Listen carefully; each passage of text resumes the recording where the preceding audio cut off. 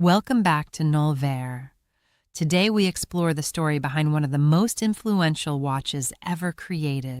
This watch became one of the most enduring symbols of elegance, but its true secret had been hidden in its design from the very beginning. This is the story of the Cartier Tank.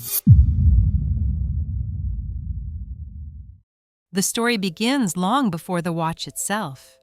In 1847, a young Parisian jeweler named Louis-François Cartier took over a small workshop in Paris. At the time, nobody could have imagined that the Cartier name would one day become one of the most prestigious luxury houses on earth. Over the following decades, Cartier became a favorite among aristocrats, industrialists, and royal families. By the beginning of the 20th century, the company had earned a reputation for creating objects that combine beauty, precision, and innovation. But one member of the family would change everything. Louis Cartier, the founder's grandson. Unlike many jewelers of his era, Louis was fascinated by the modern world. He admired innovation, technology, movement, and he believed luxury should evolve alongside them. In 1904, he created the Cartier Santos for his friend, aviation pioneer Alberto Santos Dumont. At a time when most men still carried pocket watches, Santos wore his time on his wrist. The watch would become one of the earliest successful men's wristwatches in history, but Louis Cartier's most famous creation was still years away.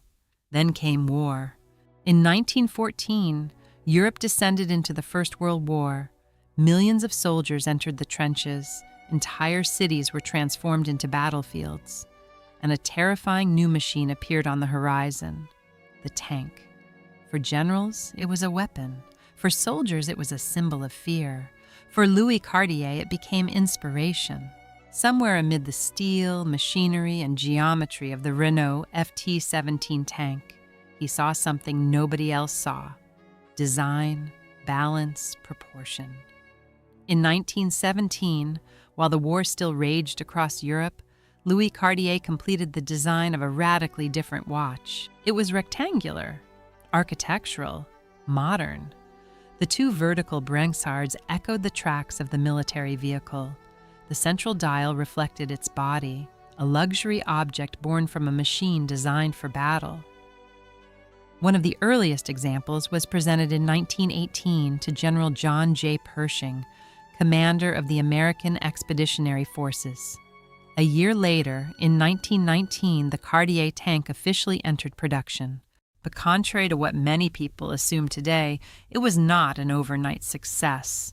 There were no waiting lists, no celebrities fighting to own one, no mythology. The tank entered the world quietly. Wristwatches were still relatively new. Pocket watches remained dominant. For years, the tank slowly built its reputation among people who valued taste over display. And perhaps that slow rise is exactly what made it special. The watch never chased attention. Attention eventually found the watch. Throughout the 1920s, the tank began appearing on the wrists of artists, aristocrats, and cultural figures. One of the earliest stars associated with it was silent film icon Rudolph Valentino.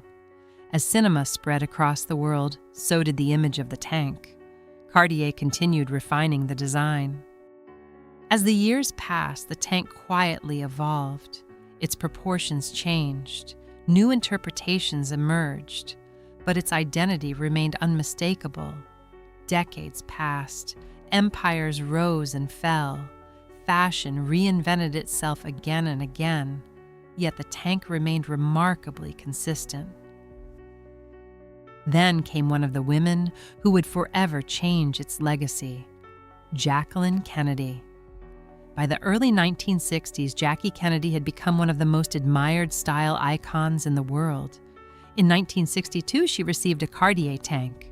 What happened next transformed the watch. She wore it through some of the most significant moments of her life. Moments of celebration, moments of pressure, moments of tragedy.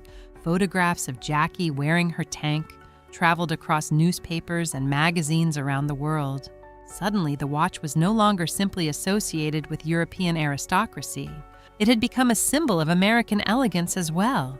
Decades later, the watch she owned would be auctioned for hundreds of thousands of dollars, not because of the gold, not because of the mechanics, but because it had become part of her story. The Tank's influence extended far beyond the world of watchmaking. It also earned the admiration of sporting legends. Muhammad Ali, the legendary heavyweight champion whose name became synonymous with greatness far beyond the boxing ring, was one of the many icons who embraced the Cartier Tank. Then came Andy Warhol, one of the most influential artists of the 20th century. Warhol's relationship with the Tank revealed something fascinating. He once admitted that he rarely even wound the watch. When asked why he wore it, he gave one of the most famous answers in watchmaking history.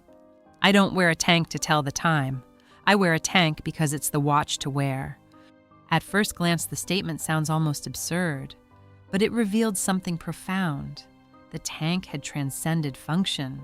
It was no longer simply a watch. It had become culture, identity, a symbol understood without explanation. And then came Princess Diana. By the 1980s and 1990s, Diana was one of the most photographed women on Earth. She had access to royal jewels, priceless treasures, and some of the most extraordinary luxury pieces ever created. Yet she repeatedly returned to a Cartier Tank. No diamonds, no spectacle, no excess, just clean lines and quiet confidence. In many ways, the watch reflected the qualities people admired most in Diana herself: grace, restraint, humanity. By this point, the Tank had completed a remarkable journey. A watch inspired by a machine built for war, transformed into one of the most enduring symbols of elegance the world has ever known. And more than a century later, its story is still being written. If there was a part of the Cartier Tank's journey that surprised you, I'd love to hear it in the comments below. And if you enjoy exploring the stories behind history's most enduring icons, consider subscribing for future documentaries. Thank you for watching. Until next time.